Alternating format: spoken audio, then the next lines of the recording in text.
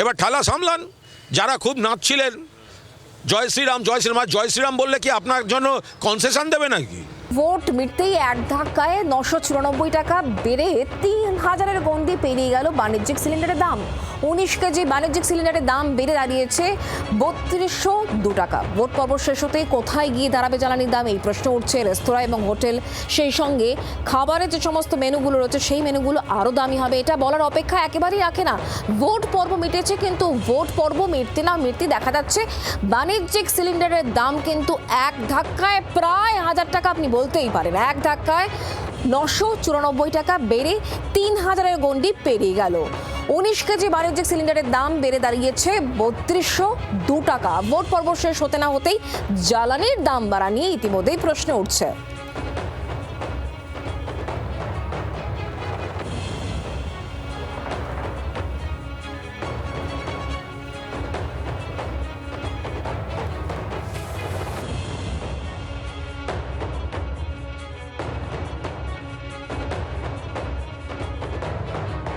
দাম আজ থেকে প্রায় 1000 টাকা বেড়ে গেল আপনাদের বাণিজ্যিক গ্যাসে। কি বলবেন, কি করে চলবেন? তাহলে বন্ধ করে দিতে হবে আমাকে, এছাড়া কিছু করার নেই। এমনিতে ব্যবসা ছোটো করে দিয়েছি, এরকম ব্যবসা আরও ছোটো করে দিতে হবে। তাহলে পরে ফিরে আসতে হবে। কলকাতা মানে স্ট্রিট ফুড। ভোট শেষ, হেসেল থেকে হোটেল, চিন্তার ভাঁজ। সুযোগে সদ্ব্যবহার করা হচ্ছে আমাকে। আমরা সাধারণ মানুষ, খেটে খাওয়া মানুষ। আমার এই দোকানে উড়ে 5টা-6টা লেবারে পেট চলে, ইকো চলে, এগুলো এরা যাবে কোথায়? যারা আধিকারিক আছেন এই বিষয়গুলো যারা দেখেন, সাধারণ মানুষের কথা যদি ভাবেন তাহলে ভালো, আর যদি না ভাবে তাহলে ওইভাবেই আর কি করা যাবে। ছুরি চালাবেন না, এত ছুরি চলছে যে আমাদের ক্ষতবিক্ষত হয়ে গেছে দোকান চালাতে চালাতে। 3200 টাকার কালোবাজারি কোন জায়গায় গিয়ে পৌঁছাবেন, ক্যাবিনেট থেকে শুরু করে যারা ঠান্ডা করে বসে রয়েছেন তারাও জানেন না। দাম আজ থেকে প্রায় 1000 টাকা বেড়ে গেল আপনাদের বাণিজ্যিক গ্যাসে। কি বলবেন, কি করে চলবেন? তাহলে বন্ধ করে দিতে হবে আমাকে, এছাড়া কিছু করার নেই। এমনিতে ব্যবসা ছোটো করে দিয়েছি, এরকম ব্যবসা আরও ছোটো করে দিতে হবে। তাহলে পরে ফিরে আসতে হবে। কলকাতা মানে স্ট্রিট ফুড। ভোট শেষ, হেসেল থেকে হোটেল, চিন্তার ভাঁজ। সুযোগে সদ্ব্যবহার করা হচ্ছে আমাকে। আমরা সাধারণ মানুষ।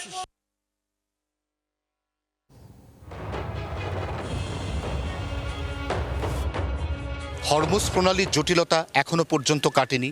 ভারতকে অনেকটা ঘুরপথে নিজের দেশে আনতে হচ্ছে গ্যাস। সে কারণে ঘরোয়া সিলিন্ডারের দাম এখনো পর্যন্ত অপরিবর্তিত রেখে বাণিজ্যিক সিলিন্ডারের দামে কার্যত যেন একটা হাই জাম্প ঘটল। 994 টাকা বাড়ল 19 কেজি বাণিজ্যিক সিলিন্ডারের দাম। বাইরে খাওয়া বন্ধ করতে পারেন একজন সাধারণ ক্রেতা, কিন্তু সেই শিল্পের সঙ্গে, সেই ব্যবসার সঙ্গে যারা যুক্ত, তাদের এই মুহূর্তে কি ভবিষ্যৎ অপেক্ষা করছে সে প্রশ্নের উত্তর জানা নেই। এই 24 ঘন্টার জন্য ক্যামেরায় দীপের সঙ্গে অয়ন, কলকাতা। প্রত্যেকটা তেল কোম্পানি ডিজেলে প্রায় 60 থেকে 70 টাকা পার লিটারে লস করছে। কতদিন অবধি সেই লসটাকে ধরে রাখতে পারবে? প্রাইভেট তেল কোম্পানিগুলোর যতগুলো পাম্প ছিল সব বন্ধ হয়ে গেছে, তারা এই লস বিয়ার করতে পারছে না। যেহেতু সরকারি তেল কোম্পানিগুলোকে পেছন থেকে সরকার সাহায্য করে, সাবসিডাইজ করে, যাতে জনগণের উপরে বেশি চাপ না আসে, সেই জন্য তারা চালিয়ে যাচ্ছে। বিশ্বের অর্থনৈতিক অবস্থা যেরকম ভাবে ডামাডোলে রয়েছে, সেই জায়গা থেকে চিন্তা করলে দেখা যাবে যে না বাড়িয়ে কোনো উপায় নেই। প্রভাব ইতিমধ্যে পড়তে শুরু করেছে এবং এই প্রভাব সুদূর প্রসারী। মহাকরণ সেখানকার ক্যান্টিন, সেখানে কি অবস্থা, কতটা প্রভাব সেখানে পড়ছে দেখাই। খাবারের দাম বেড়ে গেলে মানুষের খেতে কিনতে অসুবিধা হবে, সেই জন্য গ্যাসের দামটা ঠিক জায়গায় রাখা দরকার। ভোট মিটতে এইভাবে দাম? হ্যাঁ, অবশ্যই। ইলেকশনের জন্য তো দাম বৃদ্ধি আছেই, মানে পরিবর্তন হলেও হয়তো দাম ঠিক হবে সেইটাও হয়তো বোঝা যেতে পারে।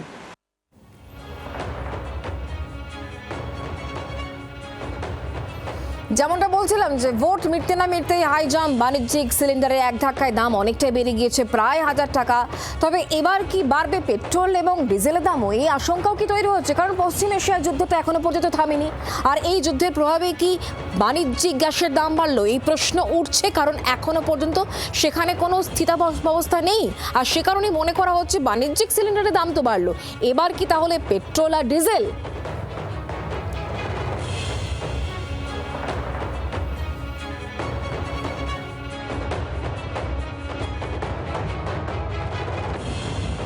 দিন বা 100 দিনের একটা টাইম পিরিয়ড যদি নিই, গোটা বিশ্বের একটা পরিকাঠামোতে বিরাট রকম বদল এসছে। বদলটা কি এসছে?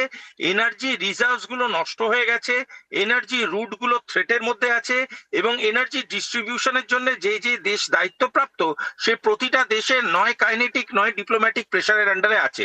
এই গোটা জিনিসটা কোনো না কোনো ভাবে economic line of energy sector এটার উপরে এফেক্ট করবে, এটা স্বাভাবিক। একটা গ্লোবাল প্রবলেম যেটাকে আমরা কিছুটা স্পঞ্জের মতো হলেও অ্যাবজর্ব করতে বাধ্য হচ্ছি এবং গোটা বিশ্ব অ্যাবজর্ব করতে বাধ্য হচ্ছে। আমরা তো বলেছিলাম যে এই ভোটের জন্য এরা পেট্রোল, ডিজেল, কেরোসিন, রান্নার গ্যাস এরপর দেখবেন কিভাবে বাড়ায়। বাণিজ্যিক গ্যাসের দাম যে পরিমাণে বাড়ালো, এটা তো যে কোনো রেস্টুরেন্ট বা আনুষঙ্গিক যারা এবং এর সঙ্গে কর্মসংস্থান জড়িত, খাবারের দাম বেড়ে যাবে, আরও অনেক কিছুতে প্রভাব পড়বে। এবার ঠেলা সামলান। যারা খুব নাচছিলেন জয় শ্রীরাম জয় শ্রীরাম, জয় শ্রীরাম বললে কি আপনার জন্য কনসেশন দেবে নাকি? আজব কথা। যেহেতু আন্তর্জাতিক স্তরে গ্যাসের দাম বাড়ছে, হরমুজ প্রণালী নিয়ে এখনও সমস্যা চলছে, তো স্বাভাবিকভাবে সরকারকে বা সরকারি যে কোম্পানিগুলো আছে, তেল সংস্থাগুলো আছে, তাদেরকে টাইম টু টাইম এটাকে রিভিউ করতে হয়। অপরিশোধিত তেল এবং গ্যাসের দাম যেভাবে পরিবর্তন হবে, সেই পরিবর্তনের সাথে তালে তাল রেখে দাম বাড়লে কম বাড়ানো। সরকার আমাদের চেষ্টা করছে যতটা কম বাড়ানো যায়। ট্যাক্স কমিয়ে দিয়েছে আমাদের সরকার, যাতে সাধারণ মানুষের উপর চাপ না পড়ে। বাংলার আওয়াজ, বাঙালির আবেগ, জি 24 ঘন্টা।